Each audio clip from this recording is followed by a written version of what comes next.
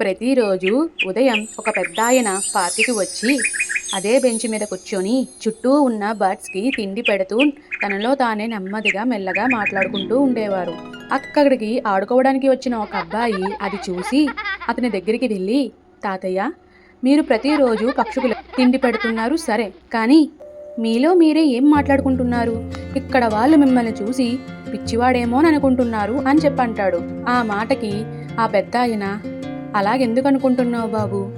నాకు మాత్రం ఆమె ఎప్పుడు నా పక్కనే ఉంటుంది కదా అని అంటారు. అయితే ఆ మాటకి ఆ అబ్బాయికి ఏం అర్థం కాదు. బెంచ్ చూస్తే ఖాళీగా ఉంటుంది, తాతయ్య ఏమో ఎవరితోనో మాట్లాడుతున్నాను, నా పక్కనే ఉంటుందని అనుకుంటూ ఉంటాడు. అప్పుడు ఆ పెద్దాయన, మనం పక్కన ఉండే మనుషులు కనపడపోవచ్చు, కానీ వాళ్ళ మాటలు ఆలోచనలు ఈ నిశ్శబ్దంలో ఇంకా జీవించేలా ఉంటాయి. మేము ఒకప్పుడు నేను నా భార్య ఈ బెంచ్ మీదే కలిసి అలా టైం స్పెండ్ చేసేవాళ్ళం. ఆమె ఇప్పుడు లేరు, కానీ ఆమె జ్ఞాపకాలు మాత్రం రోజు నాతోనే ఉంటాయి అని చెప్పంటాడు. అప్పుడు ఆ మాటకి ఆ అబ్బాయి అంటాడు, అంత జ్ఞాపకం ఉంటే ఫోటో చూస్తూ మాట్లాడొచ్చుగా తాతయ్య, ఇక్కడికే రావాలా? మీరు ఇంట్లో ఎవరికి చెప్పకుండా వస్తే అక్కడ వాళ్ళందరూ భయపడిపోతారు కదా ఏమయ్యారు అని చెప్పి అని అంటాడు. ఆ మాటకి ఆ తాత చిరునవ్వుతో నవ్వుతూ, నువ్వు ఇంకా చిన్నవాడివి బాబు, నీకు ఇదంతా అర్థం కాదు.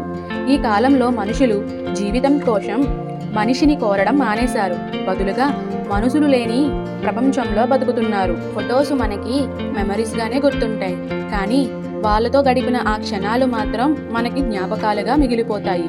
వాళ్ళు పోయినా వాళ్ళు ఇచ్చిన ప్రేమ మాత్రం ఎప్పుడూ మనతోనే ఉంటుంది. ఈ స్టోరీ కానీ మీకు నచ్చినట్టయితే please subscribe for more. And ఈ స్టోరీ మీకు ఎలా కనిపించిందో కింద కమెంట్ చేయండి.